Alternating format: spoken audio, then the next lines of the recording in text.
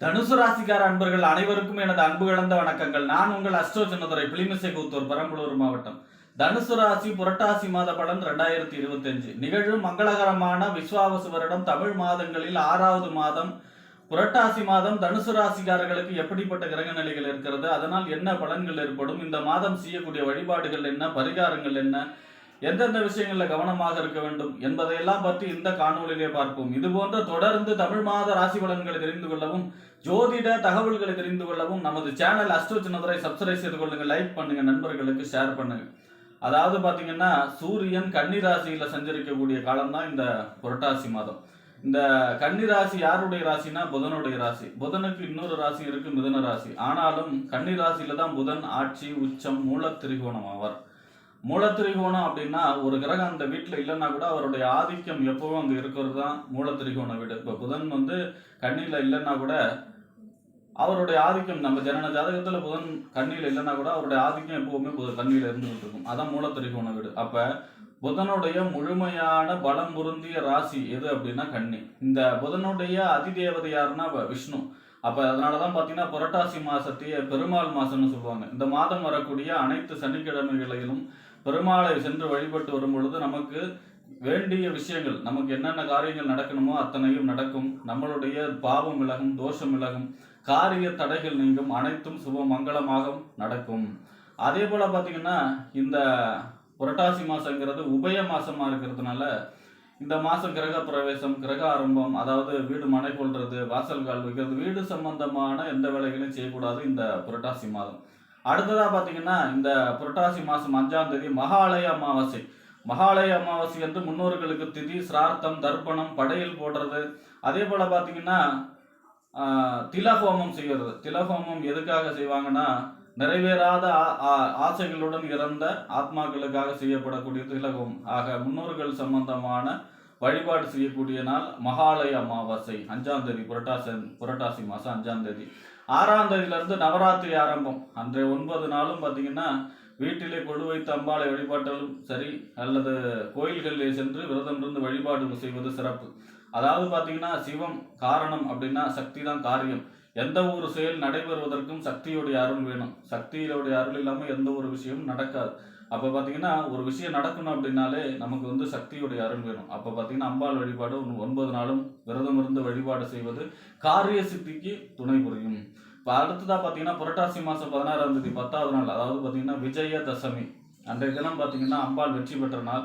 அதனால அன்றைய தினம் புது கணக்கு தொடங்குறது, புது தொழில் தொடங்குறது, வித்யாரம்பம் செய்கிறது, புதுசாக என்னென்னலாம் செய்யணும்னு நினைக்கிறோமோ அத்தனையும் தொடங்கக்கூடிய நாள் விஜயதசமி அன்று, புரட்டாசி மாதம் 16ஆம் நாள்.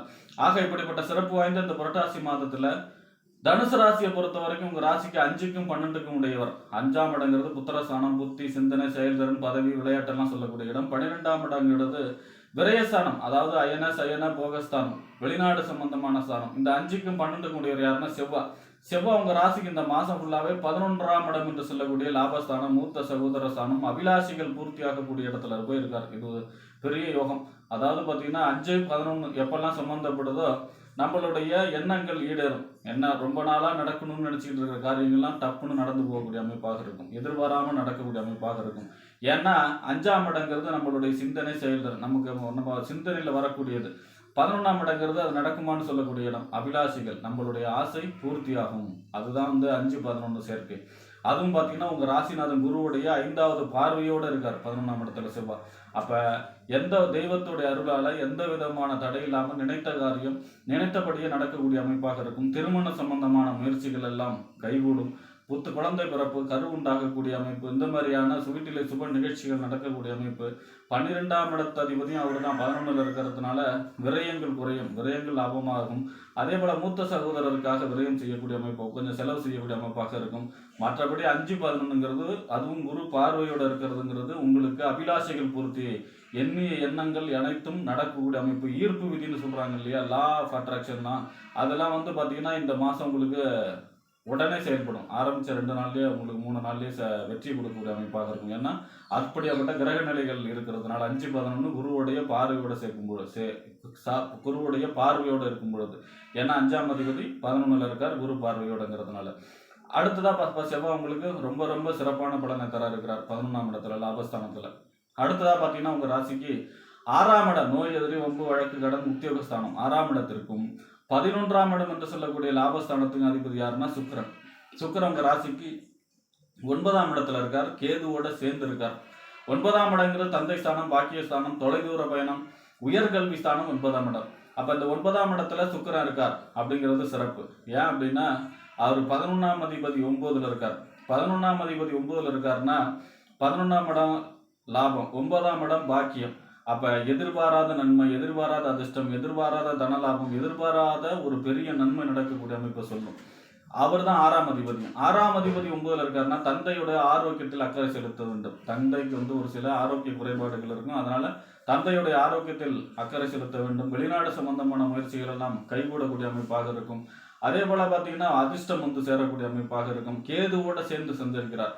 கேது எந்த ஒரு கிரகத்தையும் இடத்தையும் பார்த்தீங்கன்னா அதனுடைய பலனை தடுக்கும், சுருக்கும். அந்த வரிசையில் பார்த்தீங்கன்னா சுக்கிர பகவானை, சுக்கிரனுடைய அதிதேவதை மகாலட்சுமி வழிபாடு செய்வது சிறப்பு. மகாலட்சுமியை வெள்ளிக்கிழமையில பெருமாள் கோயில்ல தாயார் சன்னதியில மகாலட்சுமிக்கு நெய்விளக்கு ஏற்றி மல்லிகை பூ சாட்சி வழிபாடு செய்ய வேண்டும். ஏன்னா 23ஆம் தேதி வரைக்கும் தான் 9ஆம் இடத்துல. அப்புறம் 10ஆம் இடத்துல போய் நீச்சம் ஆயிடுவார் 23ஆம் தேதிக்கு பிறகு.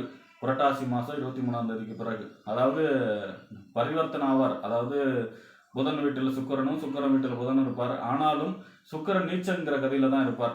அப்போ 10ஆம் இடங்கிறது தொழில், புகழ், அந்தஸ்து, கௌரவம்னு சொல்லக்கூடிய இடம். அப்போ பார்த்தீங்கன்னா 11ஆம் அதிபதி 10ல் இருக்கிறது நன்மை, 6ஆம் அதிபதி 10ல் இருக்கிறது பார்த்தீங்கன்னா தொழில், போட்டி, பொறாமைகளை ஏற்படுத்தக்கூடிய அமைப்பாக இருக்கும். ஆக மகாலட்சுமி வழிபாடு செய்வது மிகச்சிறப்பான பலனை தரும். அடுத்ததாக பார்த்தீங்கன்னா அப்போ சுக்கிரனும் அனுகூலமான பலன் தான் இந்த புரட்டாசி மாதம் தனுசு ராசிக்காரர்களுக்கு. அடுத்ததா பார்த்தீங்கன்னா உங்க ராசிக்கு 7க்கும் 10க்கும் உடையவர்.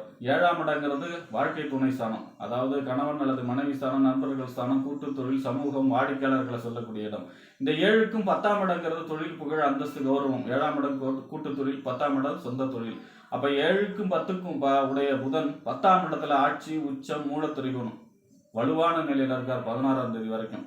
அப்ப தொழில் சம்பந்தமான வளர்ச்சி, தொழிலில் வாடிக்கையாளர்கள் பெருகக்கூடிய அமைப்பு, தொழில் தொடங்கக்கூடிய அமைப்பு, தொழிலை விரிவுபடுத்தக்கூடிய அமைப்பு, தொழிலில் பெரிய ஒப்பந்தங்கள்லாம் சேரக்கூடிய அமைப்பு, இந்த மாதிரியான அனுகூலமான பலன்கள் ஏற்படும். மாமியார் வழி அனுகூலங்கள் கிடைக்கக்கூடிய அமைப்பாக இருக்கும். அதே போல பார்த்தீங்கன்னா 10ல் புதன் இருக்கும் பொழுது ஒரு பதவி, பொறுப்பு, சமூகத்தில் அந்தஸ்து, கௌரவம் உயரக்கூடிய அமைப்பு, இந்த மாதிரியான நல்ல அமைப்பாகவே சொல்லப்படுகிறது. 16ஆம் தேதிக்கு பிறகு உங்க ராசிக்கு 11ஆம் இடத்துல உங்களுடைய ராசிநாதனோட பார்வை, குரு பார்வையோட சஞ்சரிக்க போகிறார் 11ஆம் இடம் லாபஸ்தானத்துல 16ஆம் தேதிக்கு பிறகு.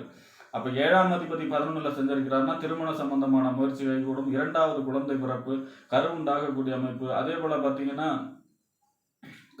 வாழ்க்கை துணை வழி அனுகூலங்கள், அவங்க மூலியமாக உதவி கிடைக்கக்கூடிய அமைப்பு, அவங்க மூலமாக லாபம் கிடைக்கக்கூடிய அமைப்பு, நண்பர்கள் மூலமாக உதவி ஆதாயங்கள் கிடைக்கக்கூடிய அமைப்பு, கூட்டு தொழிலே லாபம், அதாவது தொழில் சம்பந்தமாக வாடிக்கையாளர்கள் பிறகு தொழிலில் ஒரு பெரிய வளர்ச்சி கொடுக்கக்கூடிய அமைப்பாக இருக்கும். அடுத்ததாக பார்த்தீங்கன்னா உங்கள் ராசிக்கு 9ஆம் அதிபதி, அதாவது பார்த்தீங்கன்னா தந்தை ஸ்தானம், பாக்கியஸ்தானம், தொலைதூர பயணம், உயர்கல்வி ஸ்தானம். இந்த 9ஆம் அதிபதி சூரியன் 10ஆம் இடத்துல சஞ்சரிக்கிறார் இந்த மாதம் முழுவதும். 10ஆம் இடங்கிறது தொழில், புகழ், அந்தஸ்து, கௌரவம். 10ஆம் இடங்கிறது சூரியனுக்கு திக்பலம், வலுவான நிலை அப்படின்னு அர்த்தம். அப்போ பார்த்தீங்கன்னா சூரியன் 10ஆம் இடத்துல சஞ்சரிப்பது யோகம், அதாவது பதவி, பொறுப்பு, அரசியலில் வெற்றி, அரசியலில் ஒரு பெரிய பதவி அல்லது ஏதாவது ஒரு பெரிய பொறுப்பு கிடைக்கக்கூடிய அமைப்பு, தனக்கு புகழ், அந்தஸ்து, கௌரவம் எல்லாம் உயரக்கூடிய அமைப்பு. அப்போ 10ல் சூரியன் திக்பலத்தோடு இருக்கும் பொழுது தனக்கு புகழ், அந்தஸ்து இதெல்லாம் கூடும். அதாவது ஒரு பெரிய மனிதராக வளம் வரக்கூடிய அமைப்பை எல்லாம் சொல்லக்கூடிய அமைப்பில் சொல்லலாம். அப்போ பார்த்தீங்கன்னா இந்த மாதம் புரட்டாசி மாதங்கிறது 10ஆம் இடம் 11ஆம் இடம் வலுவடைகிறது. 10ஆம் இடம் 11ஆம் இடம் வலுவடைகிறதுனால எண்ணிய எண்ணங்கள் அனைத்தும் நடக்கக்கூடிய அமைப்பு, அபிலாஷைகள் பூர்த்தியாகக்கூடிய 11ஆம் இடம். 10ஆம் இடம் தொழில் சம்பந்தமான வளர்ச்சி.